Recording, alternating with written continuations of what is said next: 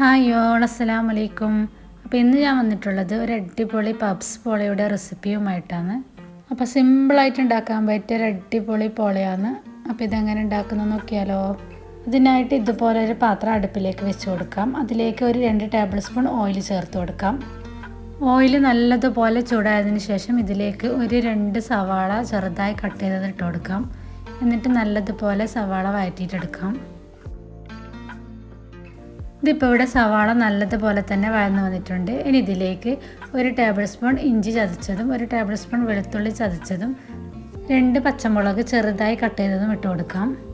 എന്നിട്ട് നല്ലതുപോലെ വഴറ്റിയിട്ടെടുക്കാം. ഇനി ഇതിലേക്ക് കുറച്ച് കറിവേപ്പിലയും മല്ലിയിലയും ചെറുതായി അരിഞ്ഞത് ചേർത്ത് കൊടുക്കാം. ഇനി ഇതിലേക്ക് ആവശ്യത്തിന് ഉപ്പും ചേർത്ത് നല്ലതുപോലെ തന്നെ വഴറ്റിയിട്ടെടുക്കാം. ഇനി അടുത്തതായി ഇതിലേക്ക് വേണ്ട പൊടികൾ ചേർത്ത് കൊടുക്കാം. ഇതിന് വേണ്ടി ഒരു 1/4 ടീസ്പൂൺ മഞ്ഞൾപ്പൊടി, 1/2 ടീസ്പൂൺ മുളക് പൊടി, 1 ടീസ്പൂൺ മല്ലിപ്പൊടി, 1/2 ടീസ്പൂൺ ഗരം മസാല, 1 ടീസ്പൂൺ കുരുമുളക് പൊടിയും ചേർത്ത് നല്ലതുപോലെ മിക്സ് ചെയ്ത് കൊടുക്കാം. ഇനി പൊടികളുടെ പച്ചമണം മാറുന്നത് വരെ ഇതുപോലെ ഇളക്കി കൊടുക്കാം. ഇനി ഈ മസാലയിലേക്ക് ഒരു 4 ടേബിൾ സ്പൂൺ വെള്ളം ചേർത്ത് കൊടുക്കാം. വെള്ളം ചേർത്ത് നല്ലതുപോലെ മിക്സ് ചെയ്ത് കൊടുക്കാം. എന്നിട്ട് അടച്ച് വെച്ച് ഒരു 3 മിനിറ്റ് കുക്ക് ചെയ്തിട്ടെടുക്കാം. ഒരു 3 മിനിറ്റിന് ശേഷം തുറന്ന് നോക്കാം. അപ്പോഴേക്ക് വെള്ളമൊക്കെ നല്ലതുപോലെ വറ്റി വന്നിട്ടുണ്ടാകും. വെള്ളം ചേർക്കുന്ന സമയത്ത് മസാല നല്ലതുപോലെ സോഫ്റ്റായിട്ട് വരും. നല്ല ടേസ്റ്റാണ് ഇങ്ങനെ ആക്കുമ്പോൾ. നമ്മൾ കടയിൽ നിന്ന് വാങ്ങുന്ന പബ്സിൻ്റെ അതേ ടേസ്റ്റ് തന്നെ നമുക്ക് കിട്ടും. അപ്പോൾ വെള്ളം ചേർക്കാൻ മറക്കരുത്. അപ്പോൾ നമ്മളെ ഫില്ലിംഗ് ഇവിടെ റെഡി ആയിട്ടുണ്ട്. നമുക്ക് മാറ്റി വെക്കാം. ഇനി അടുത്തായി ഇതുപോലെ ഒരു ബൗളിലേക്ക് ഒരു 2 മുട്ട പൊട്ടിച്ചൊഴിക്കാം. അതിലേക്ക് ആവശ്യത്തിന് ഉപ്പും 1 ടീസ്പൂൺ കുരുമുളക് പൊടിയും ചേർത്ത് കൊടുക്കാം. എന്നിട്ട് നല്ലതുപോലെ ബീറ്റ് ചെയ്തിട്ടെടുക്കാം. ഇനി ഇതിലേക്ക് ഒരു 1/4 കപ്പ് പാലും കൂടി ചേർത്ത് നല്ലതുപോലെ മിക്സ് ചെയ്തിട്ടെടുക്കാം. ഇതിപ്പോൾ ഇവിടെ നല്ലതുപോലെ തന്നെ മിക്സായിട്ട് വന്നിട്ടുണ്ട്. ഇനി നമുക്ക് ഇവിടെ മാറ്റി വെക്കാം. ഇനി അടുത്തതായി നമുക്ക് വേണ്ടത് ബ്രെഡാണ്. ഇനി നമ്മൾ ഏത് പാത്രത്തിലാണോ പോള ഉണ്ടാക്കാൻ പോകുന്നത് ആ പാത്രത്തിലേക്ക് കുറച്ച് നെയ്യ് ഒഴിച്ച് ഇതുപോലെ ഒന്ന് സ്പ്രെഡ് ചെയ്ത് കൊടുക്കാം. ഇനി ഓരോ ബ്രെഡും നമ്മൾ മുട്ടയും പാലും കൂടി മിക്സ് ചെയ്തതിലേക്ക് ഡിപ്പ് ചെയ്ത് നമ്മൾ ഉണ്ടാക്കാൻ വെച്ച പാത്രത്തിലേക്ക് ഇതുപോലെ ഒന്ന് വെച്ച് കൊടുക്കാം. ബ്രെഡിൻ്റെ അളവൊക്കെ നിങ്ങൾ എടുക്കുന്ന പാത്രത്തിൻ്റെ സൈസ് അനുസരിച്ചിരിക്കും. ഇതുപോലെ പാത്രത്തിൻ്റെ അടിഭാഗം ഫുള്ളായിട്ട് കവറാകുന്നത് വരെ ബ്രെഡ് വെച്ച് കൊടുക്കാം. ബ്രെഡ് വെച്ച് കൊടുക്കുമ്പോൾ ഒട്ടും തന്നെ ഗ്യാപ്പില്ലാത്ത രീതിയിൽ തന്നെ അടച്ചു കൊടുക്കണം. ഇതിപ്പോൾ ഇവിടെ ഞാനിവിടെ നല്ലതുപോലെ തന്നെ കവർ ചെയ്തിട്ട് കൊടുത്തിട്ടുണ്ട്. ഇനി ഇതിൻ്റെ മുകളിലായിട്ട് നമ്മൾ ആക്കി വെച്ച ഫില്ലിങ് വെച്ച് കൊടുക്കാം. ഫില്ലിങ് വെച്ച് കൊടുക്കുമ്പോൾ ഇതുപോലെ എല്ലാ ഭാഗത്തേക്കും ആക്കി കൊടുക്കാം.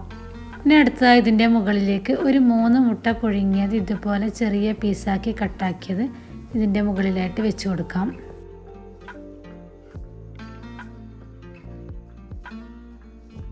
ഇതിപ്പോൾ ഇവിടെ മുട്ട ഫുള്ളായിട്ട് വെച്ച് കൊടുത്തിട്ടുണ്ട്. ഇനി ഇതിൻ്റെ മുകളിലായിട്ട് നേരത്തെ ആക്കിയതുപോലെ തന്നെ ബ്രെഡ് മുട്ടയും പാലും മിക്സിലേക്ക് ഒന്ന് ഡിപ്പ് ചെയ്ത് ഇതിൻ്റെ മുകളിലായിട്ട് വെച്ച് കൊടുക്കാം.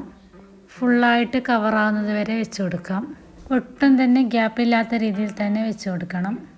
ഇതിപ്പോൾ ഇവിടെ ഞാൻ നല്ലതുപോലെ തന്നെ വെച്ച് കൊടുത്തിട്ടുണ്ട്. ഇനി ഇതിൻ്റെ മുകളിലായിട്ട് ബാക്കിയുള്ള മിക്സും കൂടി വെച്ച് കൊടുക്കാം. ഇനി നമുക്ക് ഗ്യാസ് സ്റ്റോപ്പിലേക്ക് മാറ്റി കൊടുക്കാം. ഇനി ഇത് അടച്ച് വെച്ച് ഒരു 15 മിനിറ്റോളം കുക്ക് ചെയ്തിട്ടെടുക്കാം. ഇത് കുക്ക് ചെയ്യുന്ന സമയത്ത് ഞാൻ അടിയിൽ ഇതുപോലെ ഒരു പഴയ ഒരു പാൻ വെച്ച് കൊടുത്തിട്ടുണ്ട്. അല്ലെങ്കിൽ പെട്ടെന്ന് തന്നെ കരിഞ്ഞു പോകും. അതുകൊണ്ടാണ് ഇതുപോലെ ഒരു അടിയിലൊരു പഴയ ഒരു പാൻ വെച്ച് കൊടുക്കുന്നത്. ഇനി ഒരു 15 മിനിറ്റിന് ശേഷം നമുക്ക് തുറന്ന് നോക്കാം. അപ്പോഴേക്കും അടിഭാഗമൊക്കെ നല്ലതുപോലെ തന്നെ ആയിട്ട് വന്നിട്ടുണ്ടാകും. ഇനി ഇതിൻ്റെ മുകൾ ഭാഗം കൂടി നമുക്കൊന്ന് ഫ്രൈ ചെയ്തെടുക്കാനുണ്ട്. അതിന് വേണ്ടിയിട്ട് ഇതുപോലൊരു പാനിലേക്ക് കുറച്ച് നെയ്യൊന്ന് സ്പ്രെഡ് ചെയ്ത് കൊടുക്കാം. ഇനി ആ പാത്രത്തിലേക്ക് നമുക്കിതൊന്ന് തിരിച്ചിട്ട് കൊടുക്കാം. ഇതിപ്പോൾ ഇവിടെ നല്ലതുപോലെ തന്നെ സെറ്റായിട്ട് കിട്ടിയിട്ടുണ്ട്. ഇനി ഇതിൻ്റെ അടിഭാഗം ഒരു ലോ ഫ്ലെയിമിൽ ഒരു 5 മിനിറ്റോളം ഒന്ന് കുക്ക് ചെയ്തിട്ടെടുക്കാം. അപ്പോഴേക്കും അടിഭാഗവും നല്ലതുപോലെ തന്നെ ആയിട്ടുണ്ടാകും. ഇനി ഇത് നമുക്ക് സേവിങ് പ്ലേറ്റിലേക്ക് മാറ്റി കൊടുക്കാം.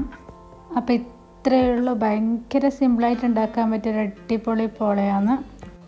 നല്ല വൈകുന്നേരം ചായക്കും ഇഫ്താറിൻ്റെ സമയത്തൊക്കെ ഉണ്ടാക്കാൻ പറ്റിയൊരു അടിപൊളി സ്നാക്കാണ്. അപ്പോൾ ഇഷ്ടപ്പെട്ടാൽ ലൈക്ക് ചെയ്യണം, ഷെയർ ചെയ്യണം, സബ്സ്ക്രൈബ് ചെയ്യാൻ മറക്കല്ലേ. ഇനി അടുത്ത് ഇതുപോലൊരു അടിപൊളി വീഡിയോ ആയിട്ട് വീണ്ടും വരുന്നതായിരിക്കും. Thanks for watching.